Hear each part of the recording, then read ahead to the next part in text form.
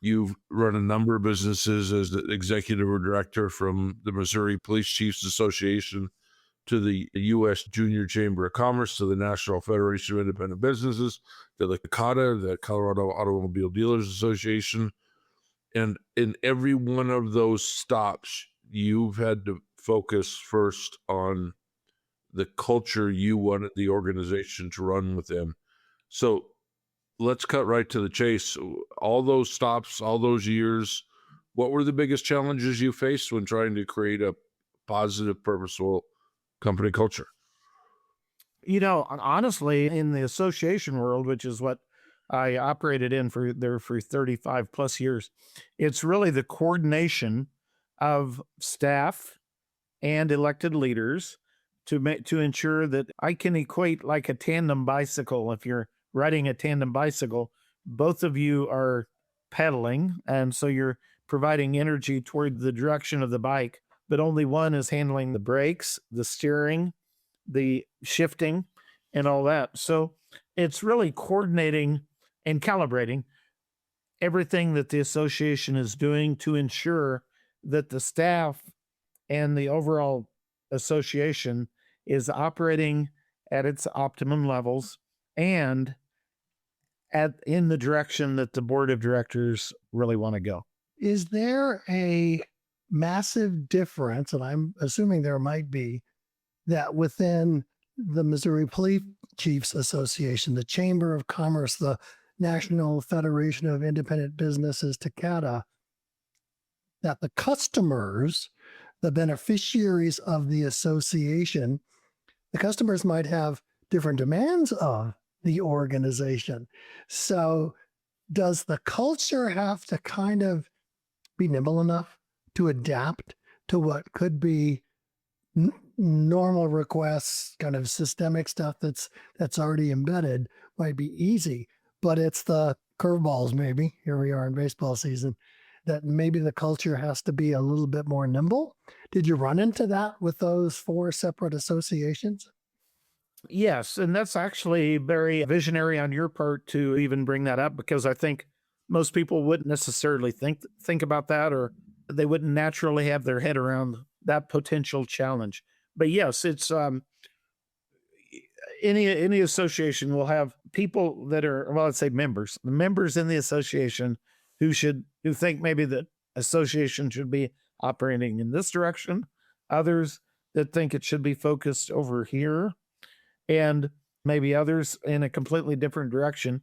And so then the staff and the leadership have to find a way to calibrate that so that keep everybody happy. We need a rising tide lifts all boats. So keep the tide rising, but make everybody happy. The only time those different directions really become a challenge is if those individuals or those individual members that want to go and focus on different directions are against the opposite priority.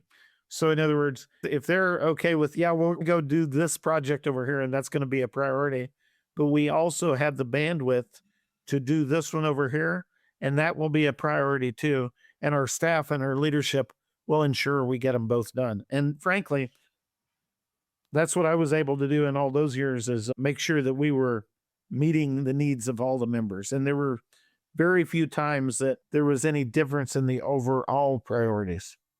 So, Tim, we've already talked about the different industries, the different organizations, now the different expectations of the association members and the customers, and how you dealt with some of the challenges. What, over the years, were your favorite success stories? What were you most proud of over the years, where you just had to really pull a group of people together that maybe up until then had no intention of pulling together?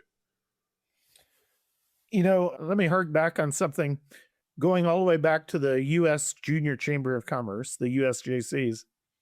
One of the projects that we took on at that time, and this was now over 30 years ago, was one that we worked with the National Association of Convenience Stores to run a public relations campaign to say, if you're underage, you cannot buy tobacco products, say at the convenience store or the grocery store. So we started a campaign. It was called We Card. And the We Card is we're going to card you if you're trying to buy tobacco products, and we don't sell them to underage customers. We still see those signs in the store today. I was just going to say that. I walk into a convenience store almost every day, and they use the exact same sign. Usually a branded campaign like that has a shelf life, as they call it, of 2 to 3 years, maybe 3 to 5 years, but now it's been 30 years. So I would put that in as a big success story. And before I leave the JCs, one other deal that we did, one other project that we took on at that time, and it's still an issue today, but it's still a priority, should be a priority for all of us. And that is Social Security reform, because that was the young person's leadership training organization. They're paying the freight on the Social Security, but there was a concern that Social Security would not be there for them when they're old enough to receive it. So we started a Wake Up America bus tour. We wrapped a motorhome with the American flag and the campaign branding for the Wake Up America. And we produced 1,600 events across the 48 contiguous states. That motorhome, or we called it the bus was in all 48 states. Some states as many as 6, 8, or 10 times. Some states 2 or 3 times, but it was in all 48 states. And it made all the major events. The Fiesta Bowl, the All-Star Game, the Super Bowl, the Indy 500, the Daytona 500, the Republican National Convention, the Democratic National Convention. And that was at the same time as Ross Perot was running as an independent candidate on the Reform Party. So we made the Reform Party convention. We were in all 3 conventions. And we were at the Iowa caucuses and the New Hampshire primaries. And we were doing town hall meetings at all of those events. It was really a very ambitious program. I'm very proud to have been a part of it and a visionary in putting it together. And nothing like that had ever been done before. And I don't think anything like that on the part of USJCs anyway has ever been done again since. Let me fast forward to the auto dealers, because that's much more recent.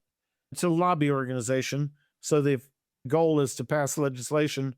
We took 26 different provisions of law to the Capitol in the form of a bill. How a bill becomes a law. Well, all 26 provisions were enacted over my 18 years. So that was 26 for 26. And out of a 100-member legislature, all 26 were enacted by over 90% of the 100-member voting legislature. So 90% of the votes. So 95-5 or 98-2 or 92-8. Tim, I'm starting to think I wish, you would have done something important with your life.